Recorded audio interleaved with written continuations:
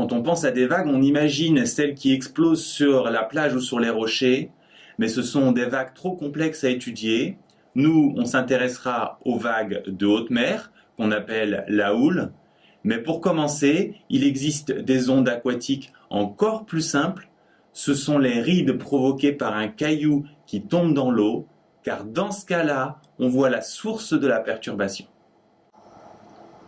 Si on vous demande les caractéristiques de ce type d'ondes, elles sont mécaniques car elles ont besoin d'un support matériel pour se propager. Ce support matériel, c'est la surface de l'eau. Elles sont transversales car la direction des perturbations est perpendiculaire à la direction de propagation.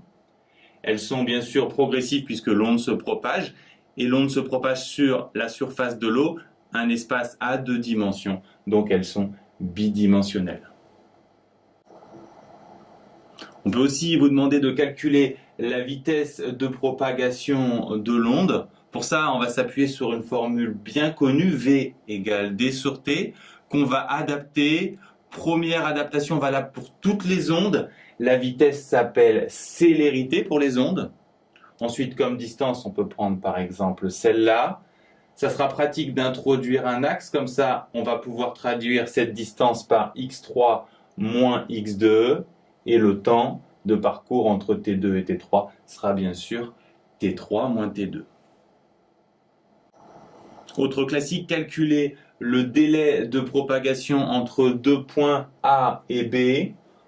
On l'appelle aussi retard. Pour l'obtenir, on va tout simplement adapter la formule précédente avec les points A et B.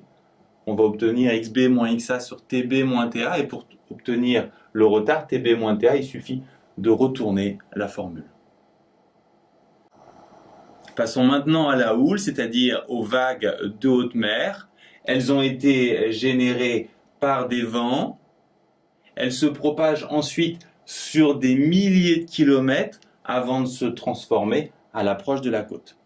Mais nous, ce qui nous intéresse, on l'a dit, c'est la houle, les vagues de haute mer, au moment où elles sont régulières.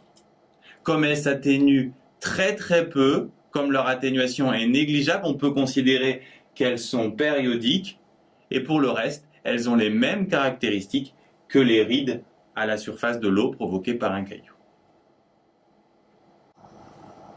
Puisque l'onde est périodique, elle reproduit régulièrement le même motif dont on peut décrire les caractéristiques, la hauteur, c'est-à-dire la distance entre une crête et le niveau de la mer, la longueur d'onde, la distance entre deux crêtes successives, la période, qui est le temps que met l'onde pour parcourir une longueur d'onde.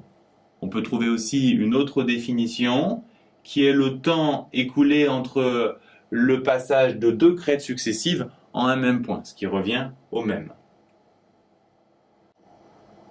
Il est essentiel de comprendre et retenir que l'onde parcourt une distance lambda en une période, car c'est ça qui va nous permettre de calculer la célérité de l'onde en adaptant la formule V égale D sur T. La vitesse sera la célérité, la distance, ça sera lambda, et le temps, la période. Bien sûr, si vous cherchez la période, vous retournez cette formule. Enfin, puisqu'on a une période, on a aussi une fréquence. On l'obtient en prenant l'inverse de la période. Et dans le cas de la houle, c'est le nombre de vagues qui passent en un point en une seconde.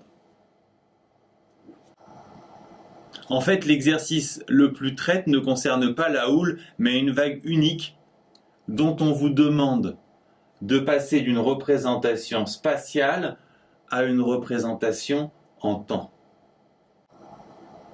Pour commencer, il faut bien comprendre que la représentation en X est l'équivalent d'une photographie de la perturbation. Et ce qu'on nous demande, c'est l'évolution au fur et à mesure du temps de l'altitude du capteur situé en P. Il faut bien prendre le temps de s'imaginer la situation. La vague s'approche du capteur, le capteur en P va voir arriver un mur, donc il va s'élever brutalement, puis ensuite il va redescendre progressivement. Donc le motif va être inversé. Et d'autre part, il sera déformé car les unités seront différentes dans chacune des représentations. Initialement, le point P à une altitude de 2 carreaux, autrement dit de 4 mètres. On a les mêmes unités pour les Y, donc ça sera aussi 4 mètres, donc 2 carreaux, ça partira ici. Et la question qu'on se pose, c'est quand est-ce que le point P va s'élever? Et il va s'élever quand il va voir arriver la vague sur lui, autrement dit quand la vague aura parcouru un carreau. Pour atteindre le point P, la vague doit parcourir un carreau, c'est-à-dire 2 mètres. Pour calculer le temps nécessaire à parcourir cette distance, on va partir de V égale D sur T comme d'habitude. On va introduire la célérité et retourner la formule. On a T égale D sur C. La distance, on l'a dit, c'est 2 mètres. La célérité de l'onde nous est donnée. On trouve donc 0,2 secondes. Dans la représentation en temps, l'unité c'est 0,1 seconde par carreau. Donc le point P va être perturbé au bout de 2 carreaux. Le capteur P s'élève de 2 carreaux, c'est-à-dire 4 mètres, et aussi sur cette représentation de 2 carreaux, puisqu'on a les mêmes unités en Y. Maintenant, la dernière question qui se pose, c'est pendant combien de temps le point P est perturbé? Il est perturbé sur une distance de 3 carreaux, c'est-à-dire 6 mètres. On va appliquer la même formule avec 6 mètres pour trouver qu'il est perturbé pendant 0,6 secondes, soit sur 6 carreaux. Il faut bien comprendre qu'ici, on a la longueur de la perturbation, alors qu'ici, on a la durée de la perturbation. Vous l'aurez remarqué, les calculs ne sont pas très difficiles. Par contre, c'est un exercice qui nécessite de la méthode. C'est pour ça que je vous conseille de refaire au moins un exercice de ce type avant un devoir sur les ondes. Parmi les ondes mécaniques, on compte aussi les ondes sismiques qui se propagent lors des tremblements de terre. On distingue alors les ondes de volume, notamment les ondes P primaires et les ondes S secondaires. On les distingue des ondes qui se propagent uniquement en surface, comme par exemple les ondes Love. Les ondes P sont les premières ressenties, ce sont les ondes primaires. Elles se propagent à 6 km par seconde. Et comme les sons, ce sont des ondes longitudinales. Les ondes S secondaires, logiquement, se propagent un peu moins vite. Et surtout, elles sont transversales. Les ondes Love, enfin, sont des ondes de surface. Elles aussi sont transversales, mais cette fois-ci, la perturbation est horizontale. Elles oscillent un peu comme un serpent, d'où leur nom d'onde Love. Finalement, si vous êtes interrogé sur les ondes mécaniques, vous travaillerez à partir de documents et vous devrez être capable de dégager leurs caractéristiques.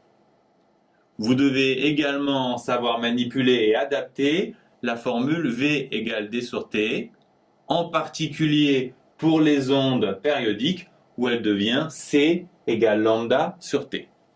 Où T, cette fois, est la période. Enfin, vous devez également maîtriser l'exercice le plus technique qui consiste à passer de la représentation en X à la représentation en T d'une perturbation.